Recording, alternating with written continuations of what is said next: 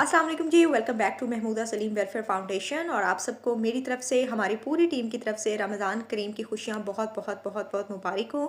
और मैं उम्मीद करती हूँ कि रमज़ान जो है वो आप लोगों का बहुत अच्छे से जा रहा होगा। आज मैं बात करना चाहूँगी 8th ऑफ मार्च के हवाले से। आप सब जानते होंगे कि आज का दिन जो है वो ख़वातीन का आलमी दिन के तौर पर वो मनाया जाता है, और इसमें ख़वातीन की तमाम तर एफ़र्ट्स को, उनके जज़्बे को जो है वो बरूए कार लाया जाता है, उनकी सलाहियतों के ऊपर बात की जाती है, डिफरेंट सेमिनार्स मुनक्किद किए जाते हैं, और उनके हकूक़ के ऊपर बात की जाती है। और इसी तरह से उनकी तमाम तर जो एफ़र्ट्स हैं उनको सैल्यूट पेश किया जाता है। तो ये तमाम तर चीज़ें तो पाकिस्तान में हो रही हैं, बल्कि हर जगह पर हो रही हैं। लेकिन आज जो है वो मैं अगर ख़वातीन के हवाले से बात करना चाहूँ तो मैं एक जो पर्सनली जो मेरी अपनी सेल्फ फीलिंग्स हैं मैं उसे शेयर करना चाहूँगी और उसके ऊपर बात करना चाहूँगी।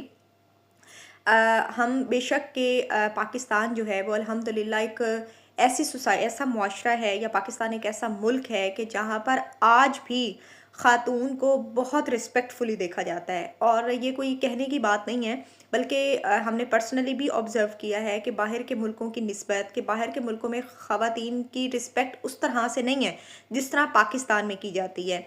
तो लेकिन कई प्लेसेस ऐसी भी हैं, लाइक कुछ ख़वातीन ऐसी होती हैं जो जॉब होल्डर्स होती हैं, उन्होंने जॉब करनी होती है, वो जॉब पे जाना होता है, तो कई मसाइल का उनको वहाँ पर सामना करना पड़ता है।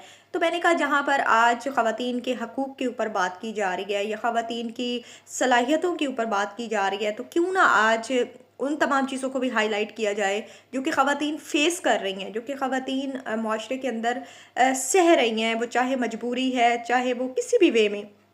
तो मैंने सोचा कि मैं उस चीज़ के ऊपर बात करूँ।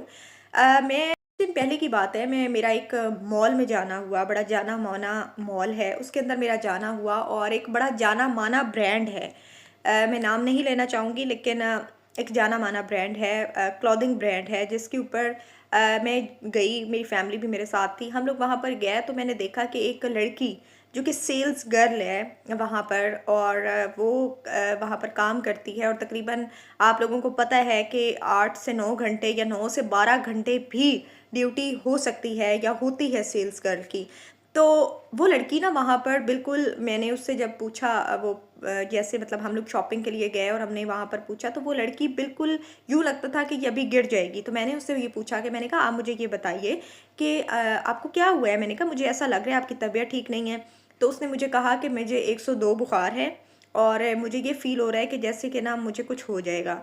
और मैंने उससे कहा कि आप ब्रेक ले लें, या आप ऑफ़ ले लें, या आप यहाँ से चले जाएँ। कहती है, नहीं, मैंने बात की है ओनर से, तो उन्होंने कहा है जब तक आपका टारगेट पूरा नहीं होगा आप यहाँ से लीव नहीं कर सकती ये जॉब। आप यकीन करें, मुझे इतना अफ़सोस हुआ कि ये एक मतलब इंसानियत की हम बात करते हैं, हम ख़वातीन के हकूक़ की बात करते हैं, हम ख़वातीन के आज के दिन पे उनके लिए बड़े-बड़े सेमिनार्स मुनक्किद करवाते हैं, और उनकी सलाहियतों को बरूए कार लाया जाता है। बहुत कुछ जो है वो हम सोशल मीडिया पे हाइलाइट करते हैं, लेकिन हम उनकी जो एक्चुअल में जो जॉब होल्डर्स हैं, कुछ ख़वातीन, चले ठीक है, कुछ माना ख़वातीन शौकिया भी कर लेती हैं कि अगर वो फ्री हैं तो वो जॉब कर रही होती हैं, लेकिन कुछ ख़वातीन ऐसी भी होती हैं, कुछ गर्ल्स ऐसी होती हैं जो शौकिया बाहर नहीं निकलती।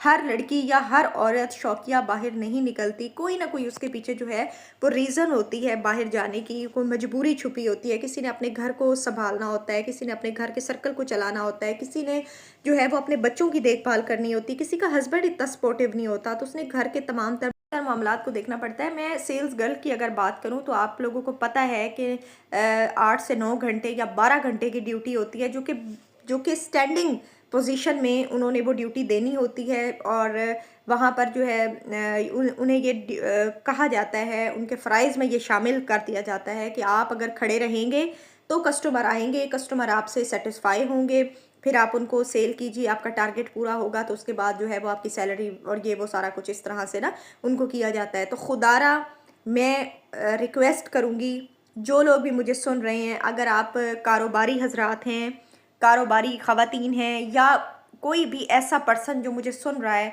खुदारा ऐसा नहीं, ये क्यों ऐसा होता है कि मतलब ठीक है 8 से 12 घंटे की ड्यूटी है, वहाँ पर कोई उनके लिए सिटिंग अरेंजमेंट भी किया जाए, क्योंकि हर लड़की या हर औरत जो है वो उसका जो एक स्टेमिना होता है वो एक आदमी की निस्बत कम होता है।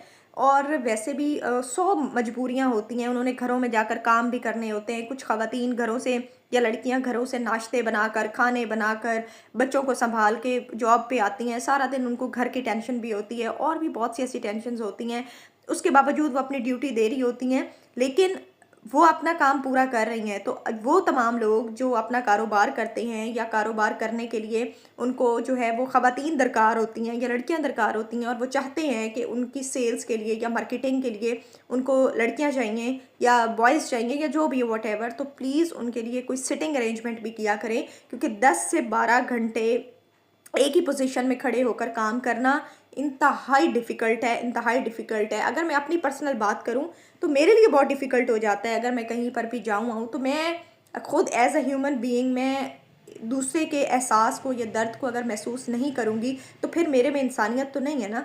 तो प्लीज़ वो तमाम लोग, स्पेशली मरियम नवाज़ साहिबा, आपसे मेरी रिक्वेस्ट है, दरख्वास्त है कि आप खुद एक ख़ातून हैं, तो प्लीज़ जो है वो इन बच्चियों के लिए या इन बच्चों के लिए, लड़कों के लिए या लड़कियों के लिए जो सेल्स का काम करते हैं, सेल्स गर्ल के तौर पर, सेल्स बॉय के तौर पर, उनके लिए कोई ऐसा सिटिंग अरेंजमेंट भी हो कि जहाँ पर वो अगर आधा घंटा काम कर रहे हैं तो 5 मिनट 10 मिनट वो वहाँ पर बैठ सकें। चाहे वो हमारे ओवरसीज़ लोग हैं, हमारे यहाँ से कितने लोग ओवरसीज़ हैं जो पाकिस्तानी हैं जो बाहर जाकर काम करते हैं, तो उनकी भी यही शिकायत है कि उनको इतनी इतनी देर खड़ा होना पड़ता है, जिसकी वजह से जो है वो उनकी बहुत से उनको मसाइल का सामना करना पड़ता है। और पाकिस्तान के अंदर भी जो है वो बहुत सी ऐसी जगहें हैं, बहुत से ऐसे मार्ट्स हैं, बहुत से ऐसे मॉल्स हैं और भी बहुत बहुत बड़ी जगह हैं जहाँ पर जो है वो स्टैंडिंग पोजीशन में उनसे काम लिया जाता है, और तकरीबन 8 से 9 घंटे या 9 से 12 घंटे तक भी वो काम लिया जाता है। तो प्लीज़ ऐसी कोई सिटिंग अरेंजमेंट वहाँ पर ज़रूर करवाइए,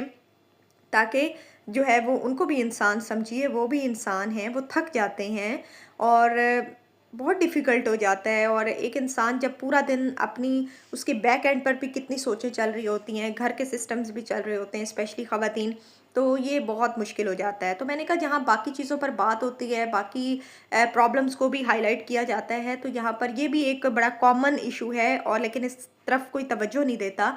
तो चूँकि मैंने ये खुद फ़ील किया है, इसलिए मैंने आप लोगों से शेयर किया है। तो प्लीज़ ज़्यादा से ज़्यादा जो है वो इसे शेयर कीजिएगा, और अगर कोई एक भी इस बात पर अमल पैरा हो जाएगा, तो पता नहीं कितने लोगों की जो दुआ है वो उन तक जाएगी। क्योंकि मतलब अपने आप को ज़रा उस कंडीशन पे रख कर देखिए कि 10 से 12 घंटे आप खड़े हैं, फिर आपका टारगेट भी पूरा नहीं हो रहा। टारगेटेड जॉब्स होती हैं, टारगेट पूरा होगा तो सैलरी पूरी होगी, तो ये बड़ा बहुत डिफ़िकल्ट है।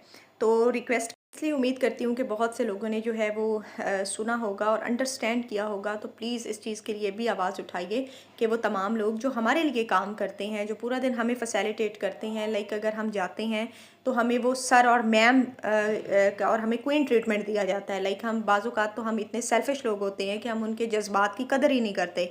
हम ये देखते ही नहीं कि वो भी इंसान हैं, और अगर वो जॉब कर रहे हैं तो उसके पीछे भी उनकी कई मजबूरियाँ भी हो सकती हैं। तो और इतनी-इतनी देर खड़े होना, और दिस इज़ टोटली अनफ़ेयर कि इतनी देर एक इंसान, एक ख़ातून या एक आदमी इतनी देर खड़ा होके काम नहीं कर सकता, बहुत इम्पॉसिबल काम है। तो प्लीज़ वो तमाम लोग जो कोई कारोबार भी करना चाह रहे हैं या करते हैं, और उनके पास ऐसे जो एम्प्लॉइज़ हैं, तो प्लीज़ उनके लिए कोई सिटिंग अरेंजमेंट कीजिए, ताकि वो भी जो है वो कुछ देर बैठकर, कुछ देर खड़े होकर वो अपना काम कर सकें। जज़ाकल्लाह। रमज़ान के हवाले से मैंने सोचा कि ये छोटी सी नेकी है, और इसको शेयर करना जो है वो मेरा फ़र्ज़ था, क्योंकि मैंने ये ख़ुद फ़ील किया।